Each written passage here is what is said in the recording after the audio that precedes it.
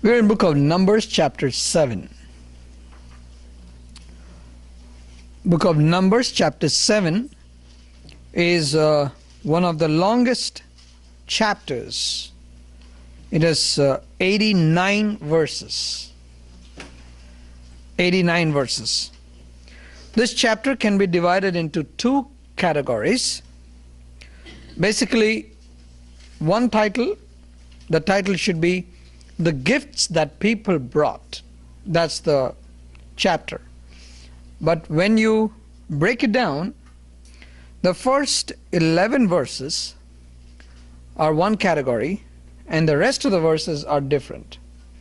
In the first 11 verses, there are some wonderful lessons we have, and also there is a great story that evolves into an application for us in the day-to-day life today. Chapter 7 and verse 1. When Moses finished setting up the tabernacle, he anointed it and consecrated it and all its furnishings. He also anointed and consecrated the altar and all its utensils. Then the leaders of Israel, the heads of families, and who were the tribal leaders in charge of those who were counted, made offerings. They brought as their gifts before the Lord 6 covered carts and 12 oxen, an ox from each leader and a cart from every 2. These they presented before the tabernacle. And they were supposed to give these gifts to the Levites. Now, the Levites are again divided into 3 categories, 3 clans. The first one is Gershonites, the second one is the Merarites, and the third one is the Kohathites. Okay, you find these 3. Now verse 6, Moses took the carts and oxen and gave them to the Levites. Now I want you to look at the calculation here. How many tribes do we have? 12. And what is the gifts they brought? Verse 3, 6 covered carts and 12 oxen. So 1 ox from each tribe. 2 tribes came together and brought 1 cart. So in all, there are 6 carts and 12 oxen. These have to be divided into 3 groups, right? There are 3 categories. Now, if you were asked to do this distribution, what would you do? 12 carts and 6 carts and 12 oxen to be divided into 3. There are 3 groups of Levites. So obviously you would say what? 2 carts and 4 oxen for each. Is it not? So 2 carts, 4 oxen, 2 carts, 4 oxen, 2 carts, 4 oxen. So 6 carts and 12 oxen. So all these tribes brought together 6 carts and 12 oxen. In the distribution, what did Moses do? Verse 7. He gave 2 carts and 4 oxen to the Gershonites as their work required. Right? Fair? Right. 2 carts and 4 oxen. Verse 8. And he gave 4 carts and 8 oxen to the Merarites. He gave 4 carts and 8 oxen to the Merarites. So when you see that, going by this calculation, what do you think happened here? The third group is left with nothing. The third group is left with nothing. So therefore, now I want to pause here. And tickle your brains. This is what we want to ask. Let us say that God blessed somebody 2-fold, and God blessed another person 4-fold, and you are the next person supposed to get the blessing, and you see that the quota is over. What you're supposed to get is over. There was a discussion on the Caleb. I really liked it. The discussion was, You are waiting for a blessing, and God gives the same blessing to somebody else, and you know that. You are waiting for a promotion, and the other guy sends you a message and says, I got the promotion. How would you react to that? If a family has 2 cars in their driveway, another family has 4 cars in their driveway, and you'd be thinking, I'm in the same neighborhood, Lord, I don't even have 1 in my driveway. So what happens is there is a possibility of what? Jealousy, envy. You start developing some grudge against the people, against God. I'm also equal. Or is it not? I'm also equal. Why is God unfair to me? Why is He giving double portion to them? Why did He give 2 cars to them? Why did He give 4 cars? I have none. So there is every possibility that a person could get into this feeling of jealousy, envy, and hatred and grudge. And therefore here, you know what these people did? The reason why the Merarites and the Merarites got how many? 4 carts and 8 oxen. The Gershonites got 2 carts and 4 oxen. But there's a beautiful phrase written there. You know what that is? As their work required. As their work required. What was their task? You come to Numbers chapter 4. Numbers chapter 4. Verse 25. You'll find what Gershonites were supposed to do. Okay? Gershonites were supposed to do. Look at chapter 4 and verse 25. They are to carry the curtains of the tabernacle, the tent of meeting, its coverings and the outer coverings of the hides of sea cows, curtains for the entrance to the tent of meeting, the curtains of the tabernacle, and the altar, the curtain for the entrance, the ropes, and all the equipment used in its service. So for these, Moses gave how many? 2 carts. 2 carts. What are the tasks of the Merarites? Merarites got what? 4 carts and 8 oxen. Chapter 4, Numbers chapter 4 and verse 31. This is the duty as they perform service at the tent of meeting. To carry the frames of the tabernacle, its crossbars, posts and bases, as well as the posts of the surrounding courtyard with bases, tent pegs, ropes, and all their equipment. So you need certainly more, right? You can fold up the curtains, but these are all metal. So therefore you need more. So what did God do? Is God unfair? No. Several times we compare with one another, and we start living with a kind of a grudge. Yeah, living with a kind of grudge. This time I remember an instance. In Matthew chapter 20, there is a beautiful story. And that story is that a landowner went out and tried to hire some people. When he hired people, when he found some people, he said, the first group of people he found, he said, hey, I'll pay you 1 denarius for your all-day work. So they say, gladly accepted and said, yeah, we will come. We will come. So he needed a lot of work. He needed a lot of workers. So he went back. He found some more. And then he called them and said, I'll pay you a denarius. They said, yeah, excellent. We'll do that. And he kept going and going till an hour before the end of the day. At the 11th hour, the Bible says. At the 11th hour, yeah, you find this in verse 6. About the 11th hour, he went and found some people. And then when he gave the wages, he started with the ones who came at the 11th hour. And he gave them what? The same amount as he gave to the first group. So the first group people said, what? It's unfair. We've been here all day. And what did the landowner say? Hey, you agreed for that, right? Did I promise you extra? No. You agreed for whatever you agreed. And it's my liberty, it's my prerogative to give whatever I want to the guys. So therefore what God did was, He gave whatever He wanted. But at the same time, one thing I want to clarify, He was not unjust. The parable of the talents. You remember that story? Parable of the talents is what Jesus gave.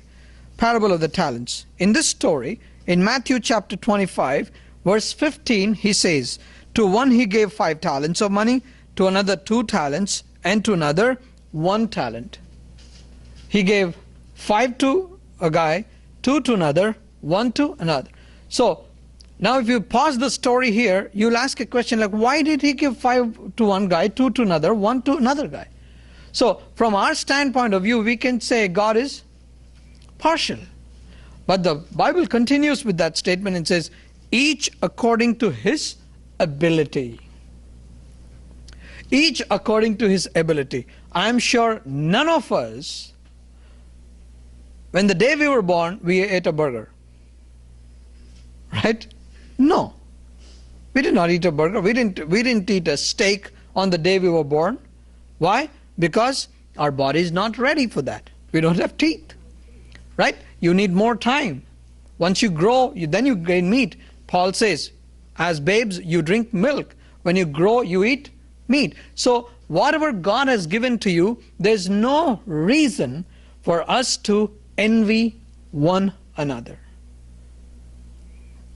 Let me tell you my philosophy of ministry. I believe that there is no competition in the ministry.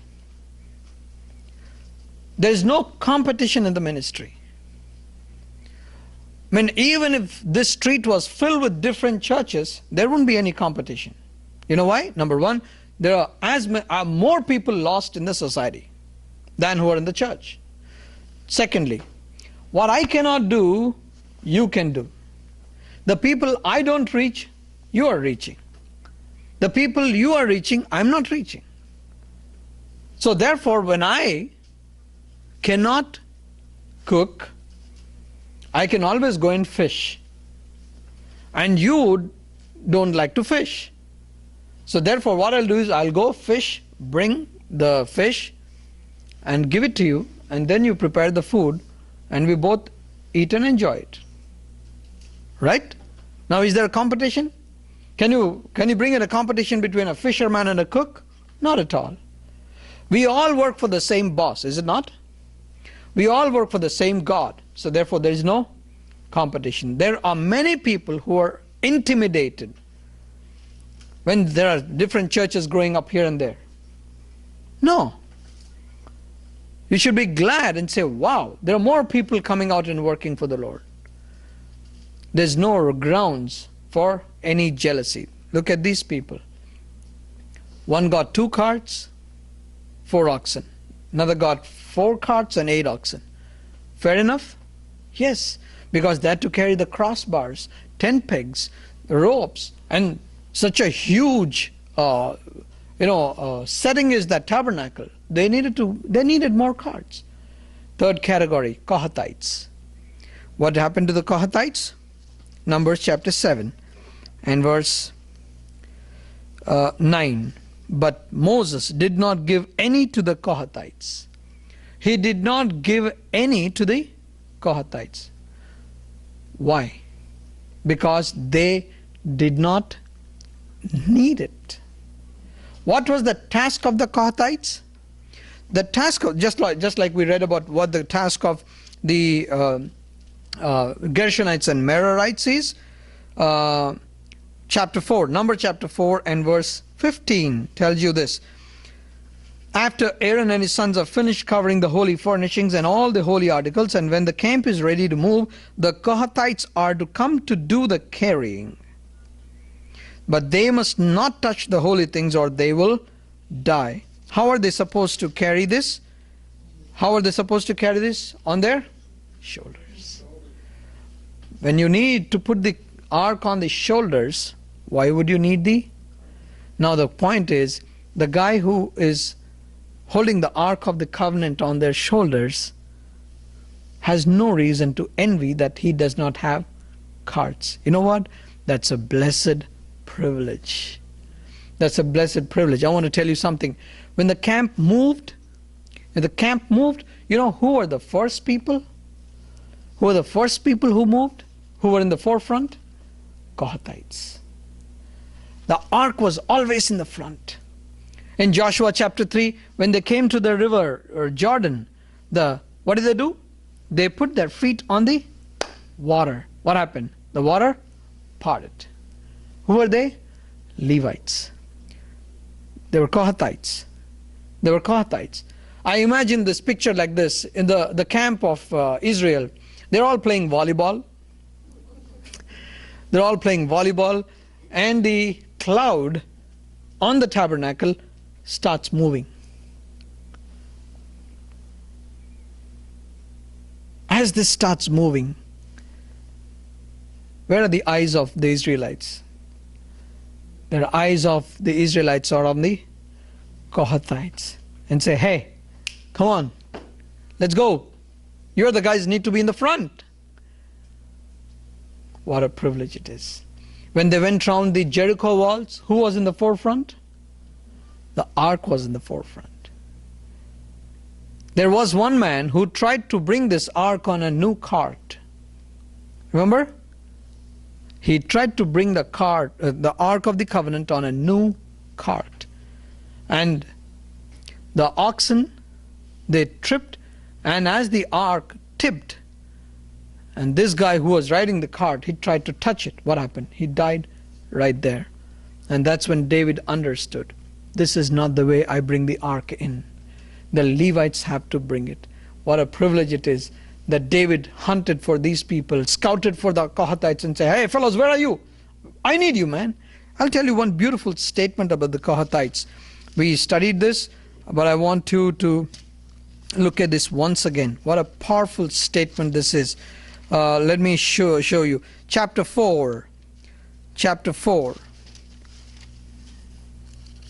Talking about the Kohathites. Verse 17 and 18. The Lord said to Moses and Aaron, see that the Kohathite tribal clans are not cut off from the Levites, so that they may live and not die when they come near the most holy things to do this for them. Aaron and his sons are going to the sanctuary and assign each man his work and what he is to carry. See that the Kohathites are not cut off. What an important privilege that is. Now, is it more than having carts? No. What a great privilege it is that we carry the Ark of the Covenant and walk with millions of people walking behind us. What a joy it is. So therefore, we don't have any reason to feel jealous. You know, I think about music. When you bring musicians together, you know, when they all play together, what a beautiful melody you get. There's a drummer, there's a guitarist, there's an organ, piano, and different instruments. They have different notes to play, right? They have different notes to play. But when they all play together, you know, there is so much of melody. That's how a Christian body of Christ must live. There's no reason for the hand to feel jealous of the eye. Paul describes that in the 1 Corinthians chapter 12. So therefore, this is a lesson that we learn. You may ask me, from this lesson about this distribution of gifts, what is the lesson we learn? The lesson is there is no scope for jealousy in the body of Christ. That's what I always assure. And so you do know how important you are? People usually think, you know, because the preacher is standing, you know, at on the stage, he is more important. No, not at all. Not at all. There are so many people praying, you know that?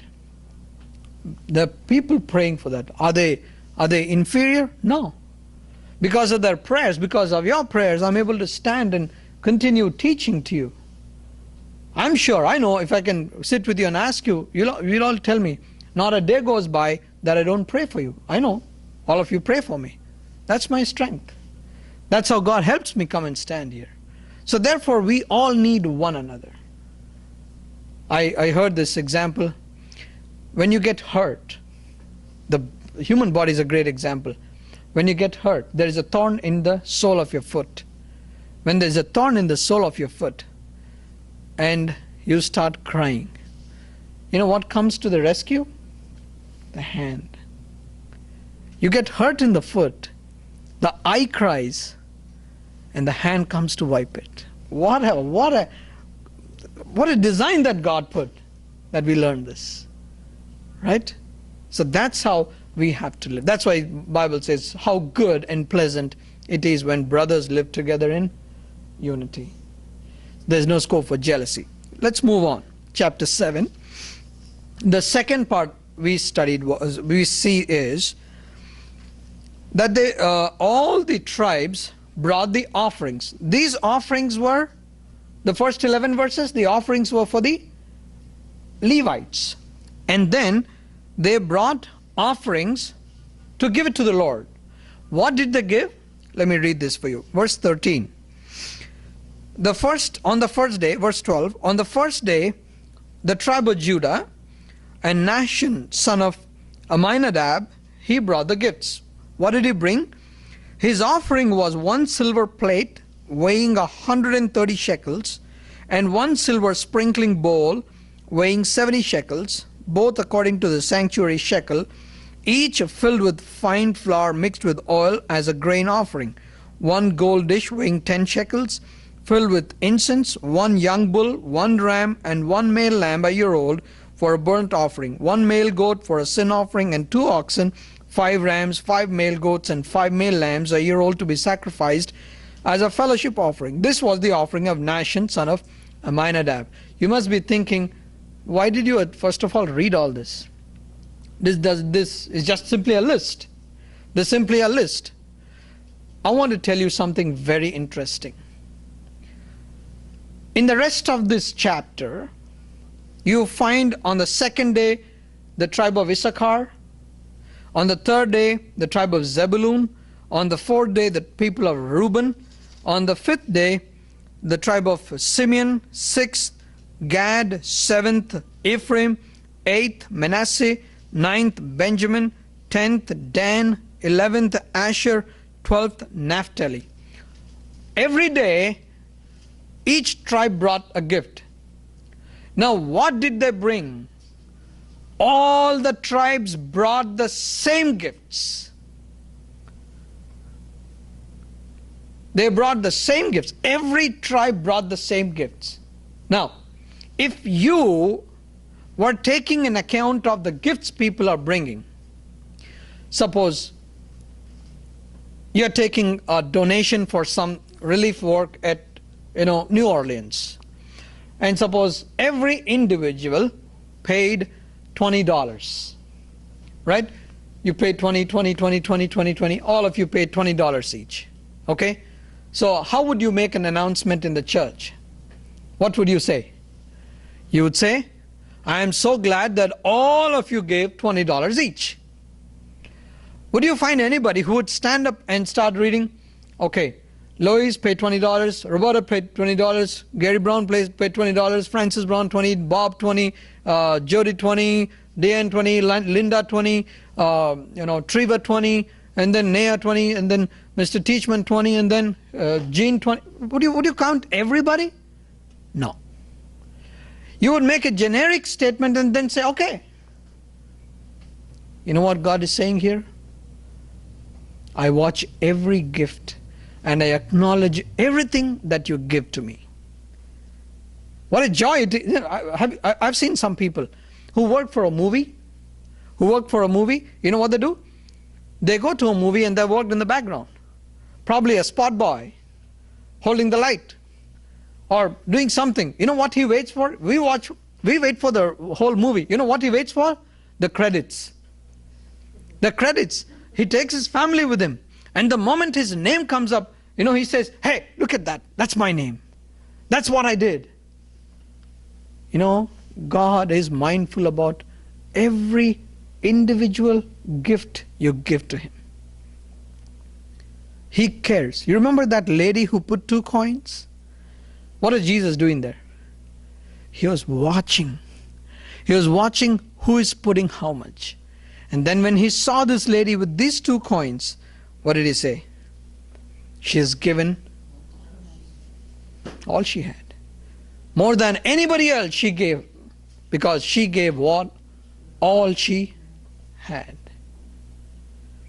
I remember a story.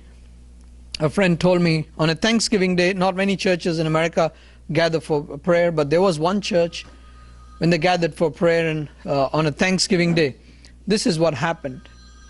When they all had a prayer, and then they took offerings, and they were taking offerings, there was one girl who came with her crutches.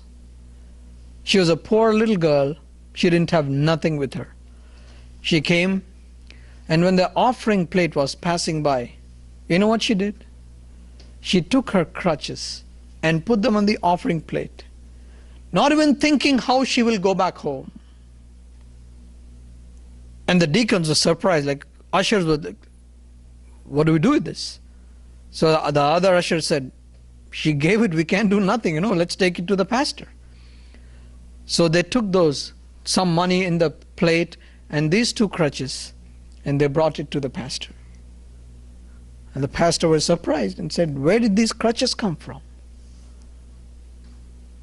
And they said, that's the girl sitting in the back. And that's when the pastor said, you know what? I want to make a decision. And I hope you'll all agree with me. This girl did not even think how she's going back home. She gave her dependents her two crutches and put it on the plate. Therefore, all the collection that we got today, we want to give it to that girl along with those crutches. Church, would you agree with that? Everybody stood up and said, Pastor, that's the best thing to do on this Thanksgiving Day. What a great testimony that was. What you give to the Lord, He acknowledges. Your church may not think of that.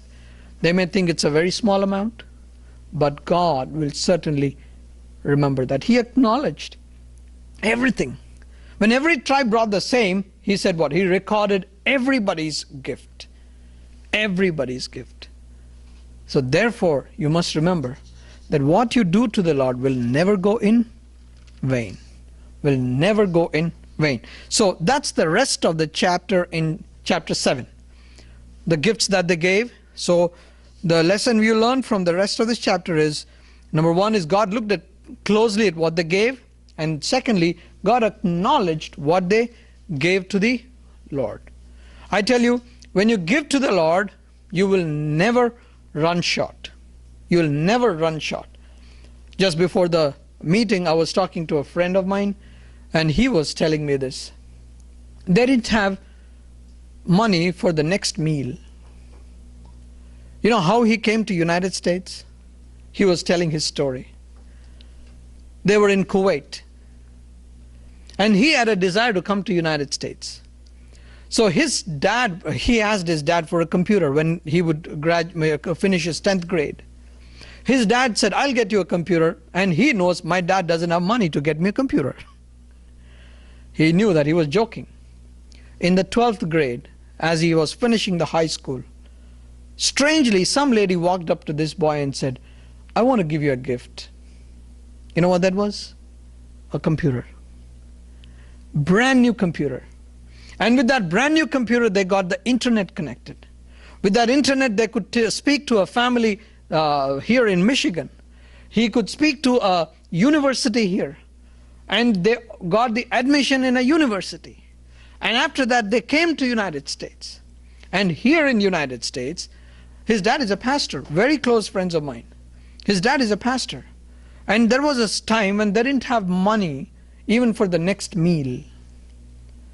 And those days, he was supposed to take a class, and that class cost $500. He didn't have it. So he talked to his dad and said, Dad, I think I'll have to drop it. But his dad said, we'll keep praying.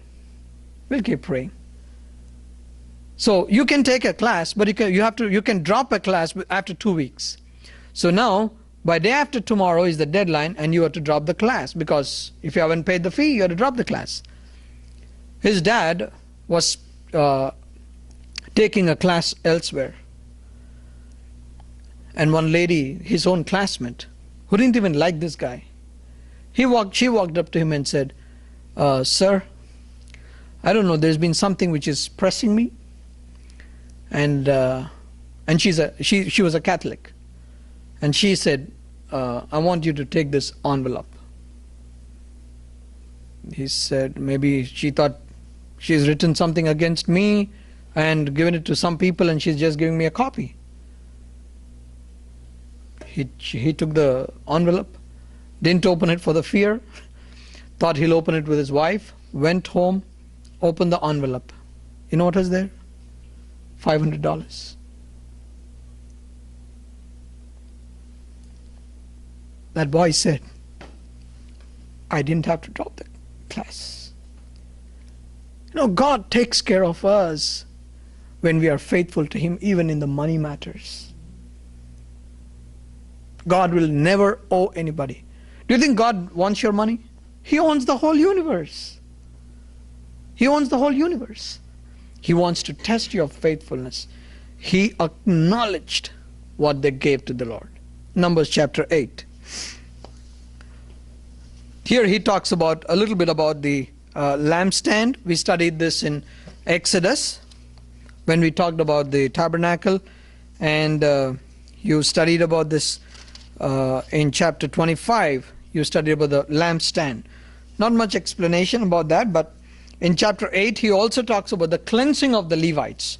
I want you to remember some numbers so that you can remember this easily, kind of mnemonics you can say.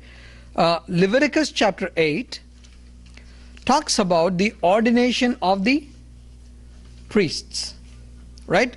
Numbers chapter 8 talks about the cleansing of the priests or Levites, right? You get the difference? Leviticus 8 talks about the ordination of the priests, and Numbers 8 talks about the cleansing of the Levites. In all this, one thing I really liked was verse 10. You ought to bring the Levites before the Lord, and the Israelites are to lay their hands on them. Aaron is to present the Levites before the Lord as a wave offering from the Israelites, so that they may be ready to do the work of the Lord. Did you get this? Remember, when we studied the offerings in Leviticus, anything that was waved, if there is a wave offering, what is the meaning of a wave offering? When anything is waved before God, what happens to that? It belongs to God. Anything that is waved belongs to God. So that is exactly, see, Leviticus chapter 7 verse 31. The priest shall burn the fat on the altar, but the breast belongs to Aaron and his sons. You are to give the right thigh of your fellowship offering to the priest as an offering. Verse 34. From the fellowship offerings of the Israelites, I have taken the breast that is waved and the thigh that is presented. What you wave before God, it belongs to God. Now God is telling Moses, you know what? Aaron is supposed to present the Levites as a wave offering. You are to present the Levites as a wave offering. When you present the Levites as a wave offering, what is the meaning there? These Levites belong to me. They belong to me. So that's complete dedication unto the Lord. So in the New Testament, what does it mean to us? Romans chapter 12 and verse 2. Present your bodies as living sacrifice. You present your bodies as a living sacrifice and be transformed by the renewing of your mind. You offer your bodies as your living sacrifice. You surrender yourself to me totally. That's what God always wants. To many people, I may not be a very popular preacher. You know why? Because all my messages, I was thinking about all the messages I speak. All my topics, you know what they're all about? Commitment to God. You know, pleasing God. How many people like that? I've seen my YouTube videos, the hits. You know, if the message is all about judgment, there are very few hits. But if the message is about God will bless you, you'll see, oh my goodness, it runs rapid, you know. People see the title and say, oh, this is kind of rough. I don't want to go even close. God will bless you, you say that, or people will just, that'll take, you know, within 3 days it'll have 30, 40 views. When I'm observing the way people are looking at it. But what is God's important desire? That we be the people who are dedicated to God, fully committed to God, fully committed. Okay, so that's what these Israelites, Aaron had to do to the Levites. In this way you are to set the Levites apart from the other Israelites, and the Levites will be mine. You know what a joy it is when God says, you are mine. You are mine. I want to show you one verse in Galatians. In Galatians chapter 4, verse 9. Galatians 4:9 says, but now that you know God, or rather are known by God. You see the difference? You know God, Galatians 4:9. But that you know God, or rather are known by God. Which is better? Which is better? Come again? The better option is that God knows us. See, on your cell phone, you can have the number to the White House, is it not? You can go onto the internet and look for the number, feed it in your cell phone and say, yeah, I have the number to the White House. Now suppose, let's take the cell phone of the President of America, and he has your number, your personal number on his cell phone. Which is better? Right? He has your number. He can call you directly. See, therefore, we know him is different from he knowing us. We are known by God. That's exactly same story that you find in the Song of Solomon. Song of Solomon. You know, the love that grows slowly is like, let me show you. Chapter 7, Song of Solomon, chapter 7 and verse 10. It says, I belong to my lover, and his desire is for me. I belong to my lover. Look at chapter 6 and verse 3. I am my lover's, and my lover is mine. I am my lover's, and the lover is mine. So if you see that there is selfishness here, and slowly what happens is you yield yourself to God, and then he says what? I belong to my lover. You see the difference? He is mine is different from saying I belong to him. So you knowing God is different from God knowing you. Here you find it says Levites will be mine. Okay, there is a retirement policy in the Levitical system. Do you know that there's retirement? Okay, you find this. I don't know if you get the Social Security after that, but chapter 8 verse 24.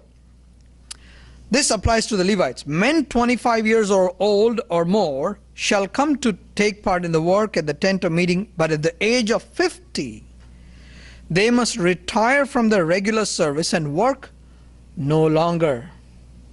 At the age of 50, what you do? Retire. But when you don't do any work, what are you supposed to do? Verse 26. They may assist their brothers in performing their duties at the tent of meeting, but they themselves must not do the work. You see how God put this cycle? 20 to 50, 30 years you work. After 50 years, what do? You train other people. You train the younger ones. See, that's exactly how the sustenance happens, is it not? That's what you see in the games. This guy plays for so many years and suddenly he's the coach. He's the coach. He knows the game. So therefore, to continue this Levitical system, the people from 20 to 50 supposed to work 50 plus, retire, and then you assist the training period for these younger ones. Okay, that's what God was telling them. Chapter 9. Chapter 9. And please remember, at what time is this? How much time has passed by from the time they crossed the Red Sea? You find the count in chapter 9. Verse 1. The Lord spoke to Moses in the desert of Sinai in the first month of the second year after they came out of Egypt. See, first month of the second year. Now when you talk about the first month, what comes to your mind? Israelites and the first month. What comes to your mind when you think about this? In the first month, they're supposed to have the Passover. Passover. Exodus chapter 12. When they were still in Egypt, they observed the Passover. 10th day they brought the lamb, and the 14th day they sacrificed it. What did God tell them? In the second year after they came out, what did God say? Hey, have the Israelites celebrate the Passover. Even in the wilderness, they were supposed to observe the Passover. You know what this tells me? You cannot outgrow the cross. What is Passover symbolic of? The death of Jesus Christ. Can you tell me something? As a believer, have you ever said, I'm tired of this cross? You can never say that.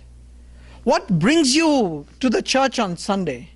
Whenever somebody comes together to worship, what is your driving force? You know the driving force is the cross. Because the Bible says in 1 Corinthians 1:18, for the message of cross is foolishness to those who are perishing, but unto us who are being saved, it is the power of God. It is the power of God. When we go to the cross, we are so humbled all the time. We always remember how small we are, how sinful we are, but at the same time, please remember that we are charged at the cross. We get our power from the cross. And that's what makes us come and be steadfast in the work of God. Here you find, even in the wilderness, even in the difficult times, they had to observe the Passover. They observed the Passover, okay? And then God told them, like, some of them did not observe the Passover because they were near a dead body. So there was a situation that arose, all right? If you want to know what these Leviticus, Exodus, and all these up to Deuteronomy, what these things are all about, I could say in the modern day terms, these are the bylaws of a church. When a situation comes, you redraft your bylaws and say, they had to observe the Passover. Some people, they buried somebody, they came to Moses and Aaron and said, sir, excuse me, we had to observe the Passover, but today we touched a dead body. What do we do? Okay, time for a new bylaw, right? So they added. So they found out, and they found out from God. What did they say? Verse 13. But if a man who is ceremonially, see, they said, no matter what, you must observe the Passover. Okay? But, verse 13. But if a man who is ceremonially clean and not on a journey fails to celebrate the Passover, that person must be cut off from his people, because he did not present the Lord's offering at the appointed time. That man will bear the consequences of his sin. So therefore God said, you must observe the Passover. Right?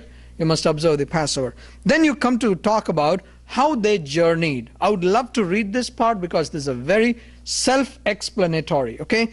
Verse 17. Whenever the cloud lifted from above the tent, the Israelites set out wherever the cloud settled. The Israelites camped. At the Lord's command. Do you see that? At the Lord's command. It is not Moses or Aaron who decided when to move. It was the Lord. At the Lord's command, the Israelites set out. And at his command, they encamped. As long as the cloud stayed over the tabernacle, they remained in the camp. When the cloud remained over the tabernacle a long time, the Israelites obeyed the Lord's order and did not set out. Sometimes the cloud was over the tabernacle only a few days. And at the Lord's command, they would encamp, and then at his command, they would set out. What a great joy it is. Whether they move or they stop, it is all under the command of God. Yeah, when the Browns were planning to move, I kept hearing from Gary saying this, I threw a fleece. I'm waiting for God. I'm waiting for God to tell me what. We all do that, isn't it? Why? Because we want to be where God wants us to be. Where God wants us to be. Sometimes it's so difficult, so painful separation. But you know what? As I told you, we're all working for the same boss. We're all working with the same kingdom. So therefore, there may be pain, but certainly one thing we remember is we want to be where God wants us to be. As God said, each according to his ability.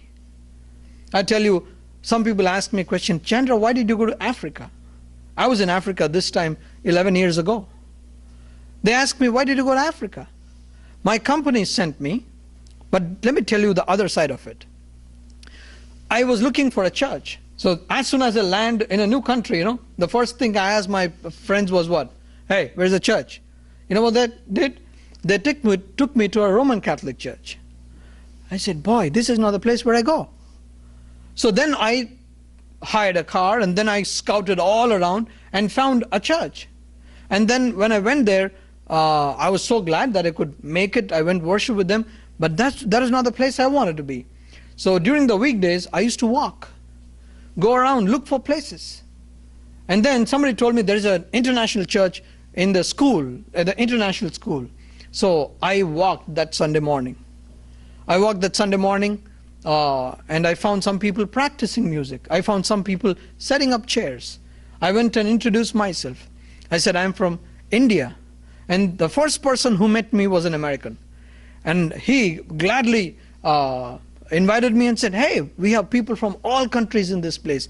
I found people from Italy, Ireland, Philippines, Malaysia, Pakistan, Australia, England, America, and people from all countries. We are nearly 300 people. And then, look at this, what happened. During the announcements, they said, our pianist is leaving for a vacation to go back to America on Tuesday. So next Sunday, they don't have a pianist. So what I did is, I love music, you know that. So I just went, and there was a piano set up there. I asked this guy, Peter Afke, he's from Netherlands. I asked him, can I play this? So I started playing. And people were talking. They were all talking and fellowshipping. And they all heard me playing the music. Everybody turned around and looked at, and they said, here is our pianist from next Sunday. I said, wow. So next Sunday I went and started playing with them. For 3 months I played. And then it was time for me to come back because of the 9/11 tragedy, and then anthrax, you remember that? A lot of problems, and nobody wanted to travel because the travel was a hazard. So it was a hazard, so people said, we don't want to travel. So therefore what I decided was, I need to go back home. And I went and told the church and say, thank you for your fellowship, and I'm leaving next Sunday back to India. On Thursday I'm going back to India. And you know what happened? On the same day, on the same last Sunday of mine in that church, they had another pianist. So I really thought, maybe for that small task, when God put me there for those 3 months. See, look at the timing of God. You'll never know. You never know. So therefore, at the Lord's command, they set out. At the Lord's command, they stayed. What a joy it is that when we take decisions according to His command and say, you want me to go? I'll go. You want me to stay? I'll stay. And see, verse 21. Sometimes the cloud stayed only from evening till morning. Now here is a scope for what? A bitter attitude against God. Just think of that. Million people, more than 2 million people set up their tent. Right? They set up their tent. When? In the evening. They set up their tent, they had a good night's sleep, and then, what do you hear? They had to blow trumpets, They had to blow trumpets. So you hear a trumpet. What is this, man? Oh, we need to start. Oh my. There's every reason you get mad, we didn't have enough sleep. No. What is supreme? God's command. Sometimes the cloud stayed only from evening till morning, and when it lifted in the morning, they set out, whether by day or night. Whenever the cloud lifted, they set out. Whether the cloud stayed over the tabernacle for 2 days or a month or a year, the Israelites would remain in the camp and not set out. But when it lifted, they would set out. Oh my goodness. So touching verses. They'd be there as many days as God decided for them. At the Lord's command they encamped, and at the Lord's command they set out. They obeyed the Lord's order in accordance with His command through Moses. Through Moses. Okay? Chapter 10. God talks about trumpets. You have to make silver trumpets. These trumpets, you have to blow them in different ways. Right? Different ways. So each type of sound signifies something. Sometimes they have to blow this for what? Verse 5. When a trumpet blast is sounded, the tribes camping on the east are to set out. At the sounding of a second blast, the camps on the south are to set out. The blast will be signal for setting out. To gather the assembly, blow the trumpets, but not with the same signal. You see, you use the silver trumpets, blow them in different ways. So when you blow first time, they start moving, one type. When you from the east, when you blow the second time, the groups in the south, they start moving. So for gathering, there's a different sound. So this trumpet played a very, very important role in the life of Israelites. Okay? And then verse 9, when you go into battle into your own land against an enemy who's oppressing you, sound a blast on the trumpets. See, during the festivals, you're supposed to blow the trumpets. So trumpets became very, very important part of their culture. Now here you find they started now moving. They started moving. Now the reason I want to finish off this part is this will explain to you in what order they marched. See, in Numbers chapter 4, you found the way in which they set up their camp, right? The setup of their camp. Numbers chapter 10 talks about how they marched. How they marched. I want you to remember some verses and that'll give you a good idea. Numbers chapter 4, verse 15 says, when the camp is ready to move, the Kohathites are to come and do the carrying. Who are these Kohathites? They are supposed to carry the Ark of the Covenant. So the first group of people is the Kohathites. The Kohathites are supposed to move. They are supposed to carry the Ark of the Covenant, and these Kohathites will start moving. The second group is chapter 10 and verse 14. The divisions of the camp of Judah went first. Okay? The divisions of Judah went first. So after Judah, after Judah, the camp of Judah, it contained what? Judah, Issachar, and Zebulun. And they were on which side? Do you remember the layout? They were on the east side. Very good. They were on the east side. You find Judah, Issachar, and Zebulun. You find this description in chapter 2. In chapter 2, you'll find who was on which side. So the first people, as you studied in chapter 10, when the trumpet is blown, the first group of people to travel is what?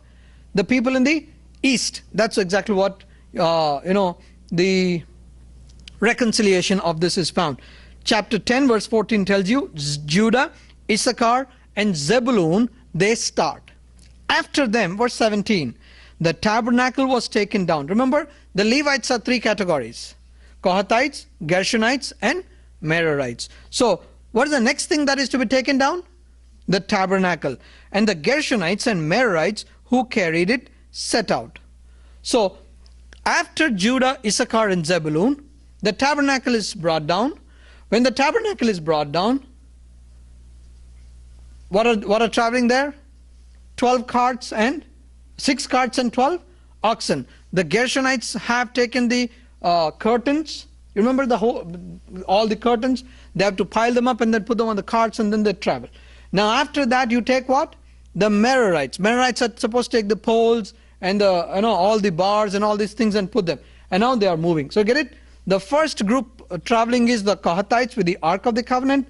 The second category is Judah, Issachar, and Zebulun. And right after them is the Levites, who are the Gershonites and the Merarites. After them, you find the division of camp of Ephraim. And verse 18. The division of the camp of Reuben.